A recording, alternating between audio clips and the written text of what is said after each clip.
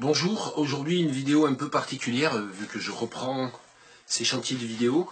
C'est une vidéo qui va coller un peu plus à l'actualité malheureusement, puisque nous sommes aujourd'hui le samedi 9 décembre, et il y a 3 jours, mercredi 6 décembre, Patrice Nganang, qui est un des écrivains qui compte le plus pour moi, un des écrivains contemporains qui compte le plus pour moi, qui est un écrivain qu'on présente généralement comme camerounais d'expression française, bien qu'en fait il travaille énormément aussi en anglais et qu'il soit également professeur aux États-Unis. Patrice Nganang, qui est aussi un militant, un opposant de longue date au régime dictatorial de Paul Biya, a été arrêté à Douala alors qu'il s'apprêtait à repartir au Zimbabwe. Il a été arrêté alors qu'il s'apprêtait à embarquer en fait dans un avion. Et pendant 48 heures, on n'a pas eu du tout de nouvelles de lui. Et hier, vendredi après-midi, on a enfin su par son avocat quels étaient déjà les motifs de son arrestation, de manière totalement arbitraire et au mépris de toutes les lois d'ailleurs. Et donc, Patrice Nganang est en vie, il est détenu dans un lieu qui est encore tenu secret, on ne sait pas du tout où il est, mais son avocat a pu lui parler et a pu confirmer que ça allait à peu près, enfin voilà. Ça fait maintenant plus de 2 jours que nous sommes un certain nombre à essayer de nous mobiliser dans la très faible mesure de nos moyens, et donc il y a une pétition, je vais mettre tous les liens en dessous de la vidéo pour ceux qui n'auraient pas encore signé. Il y a une pétition, on peut écrire aux députés, quand on est français, on peut évidemment, j'ai envie de dire, on doit se mobiliser pour la liberté d'expression où qu'elle soit, et voilà, on a pu le faire pour Asli Erdogan et pour d'autres intellectuels turcs, on peut le faire pour un écrivain aussi important que Patrice Nganang, bien sûr. Alors ce que je voulais faire, moi, c'est rendre un hommage, marquer le coup en quelque sorte, en vous parlant rapidement à ceux qui ne m'auraient pas encore entendu les bassiner avec de l'œuvre de Patrice Nganang. J'ai pas tout avec moi ici, mais c'est pas son premier texte, mais c'est son premier roman vraiment marquant, Temps de chien, qui a été traduit dans plusieurs langues et qui est un livre magnifique, publié au Serpent à Plumes que je vérifie en 2001, voilà, qui a été suivi par L'invention du beau regard chez Continent Noir Gallimard, qui moi est un de mes livres vraiment préférés de lui. Ce sont 2 textes qui sont des contes cruels, des contes cruels tels que les racontent les ambianceurs dans les rues, les bars, les gargotes et les chantiers du Cameroun. Voilà. Et donc, pour moi, l'invention du beau regard, c'est un des textes vraiment majeurs de la littérature contemporaine, et donc un des textes majeurs de Patrice Nganang. On suivi 2 romans qui sont plus historiques, qui sont ces 2 derniers livres. C'est des gros romans très très approfondis sur des épisodes de l'histoire du Cameroun. Il y a Mont Plaisant, qui est paru aux éditions Philippe Ray il y a maintenant, je sais pas, 5-6 ans, je dirais, comme le temps passe. Voilà, 2011 chez Philippe Ray. Et j'ai toujours pas, je me suis toujours pas intéressé à la traduction anglaise qui est sortie il y a 1 an. Mais ça, c'est la traduction allemande de Schatten des Sultans, l'ombre du sultan, littéralement.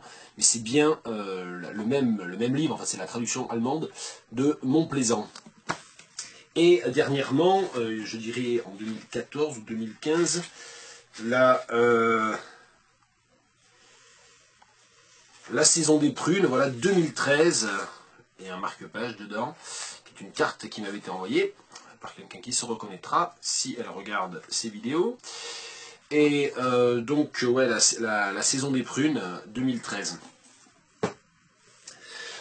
Juste une partie de son œuvre, ce sur quoi j'ai pu remettre la main, qui se trouve ici, parce qu'il y a certains textes qui sont difficiles à se procurer. Il y en a certains que j'ai lus en fait en bibliothèque, voire par le prêt entre bibliothèques. Puis il faut savoir que donc Patrice Nganang est aussi un militant. Ça fait de nombreuses années qu'il participe aussi à des chantiers de reconstruction, à des chantiers participatifs, à des actions citoyennes dans les quartiers, dans les quartiers notamment à Yaoundé, mais pas seulement. Voilà, donc il a beau être professeur à New York, avoir une partie de sa vie au Zimbabwe, il revient très régulièrement au Cameroun. C'est un écrivain qui n'est pas du tout désimplanté, qui au contraire est totalement engagé, et qui a les mains dans la boue et les mains dans le cambouis autant que dans l'encre. Et la main à plume vaut la main à charrue, comme disait Rimbaud. Donc pour simplement rendre hommage à Patrice Nganang, j'avais pensé éventuellement reprendre les traductions improvisées, puis je manque d'énergie en ce moment, j'ai été quand même un peu sollicité par tout ça, en plus de toute une lourde semaine de travail, donc je suis un peu usé.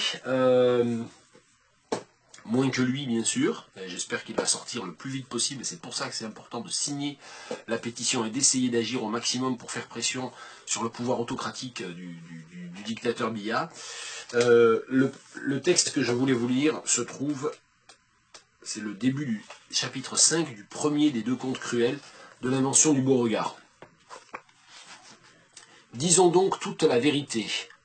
Ils auraient su que l'adjoint allait être dans déjà moins de 22 heures en retraite, qu'ils auraient ri devant sa promesse de les libérer, les condamnés.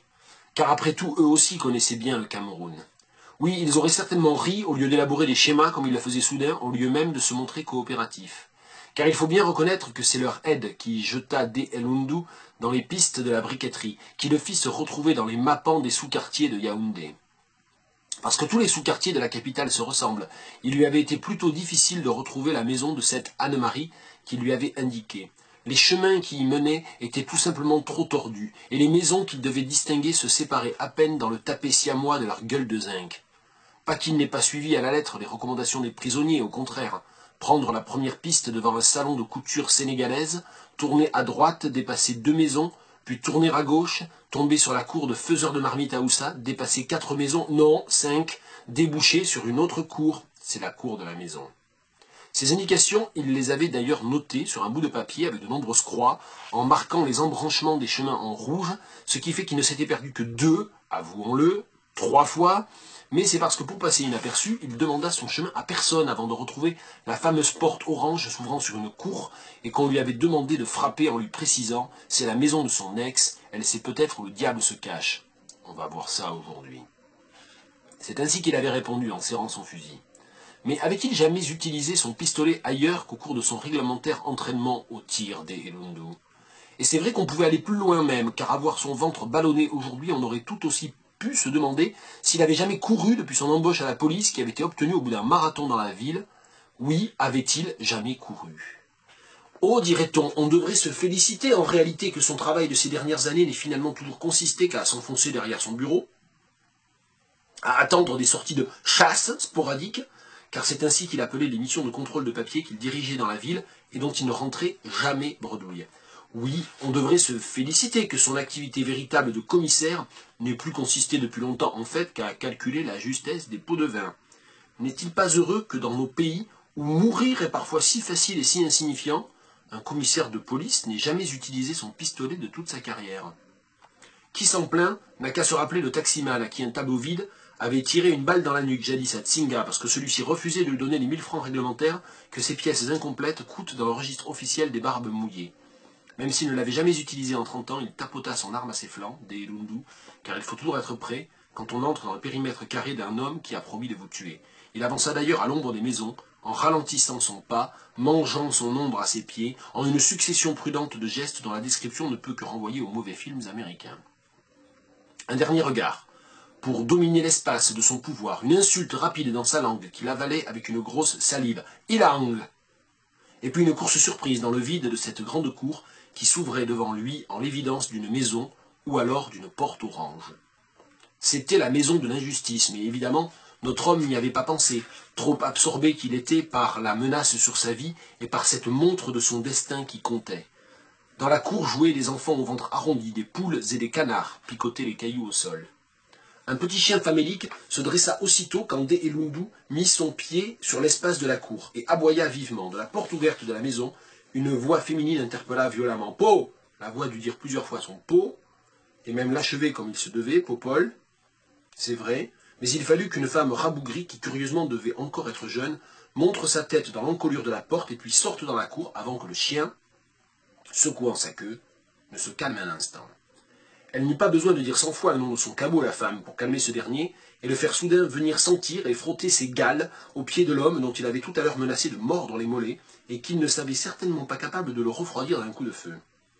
Ainsi, il doit être clair que Dé Elundu, qui entra dans cette cour avec pistolet prêt à péter et avec en tête la certitude qu'il y trouverait sinon l'homme qu'il cherchait, du moins les indices montrant le chemin de sa cachette, n'y fut pas accueilli avec une marque publique, confirmant au policier qu'il était le maléfique de son futur assassin. Pour notre récit, retenons cependant que ce nom plutôt étrange, comment peut-on appeler un chien popole, dite, avait été donné à l'animal par l'homme même qu'il cherchait, oui, par innocent. À l'époque où beaucoup de Camerounais d'un certain âge, du sommet de leur ventre creux, de leur rage, de leur frustration, de leur avenir soldé, ou de tout cela à la fois, ne trouvaient pas d'autre dénomination plus juste pour leur cabot. Comme Delundu avait toujours fermé ses yeux sur ces détails précis de la GN alentour, ce n'est donc pas le nom du chien qui lui donna la raison dont il aurait eu besoin pour utiliser son arme ici pour la première fois. Certes, il ne rapetissa pas non plus la tension de ses nerfs, mais à vrai dire, c'était peine perdue. Devant le désolé d'une cour pareille à celle où il était entré, il fallait vraiment être zinzin pour garder son machin en colère. Extrait des pages 35 à 38 de L'invention du beau regard de Patrice Nganang. Et vraiment j'insiste, renseignez-vous sur les conditions d'arrestation, sur ce qui se passe au Cameroun, sur les conditions de l'arrestation de Patrice Nganang. Renseignez-vous, je mets un certain nombre de liens en dessous de la vidéo. Donc bien sûr, il est important là et urgent d'agir pour que ce déni de démocratie, qu'il soit mis fin à ce déni de démocratie au plus vite, mais j'insiste plus encore, la meilleure manière, comme pour certains des écrivains turcs dont on a pu parler dans un passé encore récent malheureusement, et encore récemment, il y a eu des procès iniques de plusieurs journalistes en Turquie. Un des hommages, une des manières bien entendu de s'opposer aux dictateurs, aux ennemis de la liberté d'expression, c'est bien entendu de découvrir les œuvres en question, et donc je vous exhorte à lire Temps de chien, à lire L'invention du beau regard, les poèmes de Patrice Nganang, ses essais aussi, et ses romans Mont Plaisant, La saison des prunes. Voilà, tous vos libraires, tous les libraires de France peuvent vous commander ça facilement, donc surtout, si malheureusement ça pouvait juste être que d'un mal sorte d'un bien et que certains d'entre vous franchissent le pas, lisent enfin Patrice Nganang, eh bien voilà, il faut le libérer, et il faut aussi le libérer en partie de l'ombre, dans laquelle il n'est pas tout à fait, mais en France il n'est pas du tout reconnu à sa juste valeur. Voilà, et en espérant des nouvelles plus heureuses dans ces prochains jours. Bon samedi.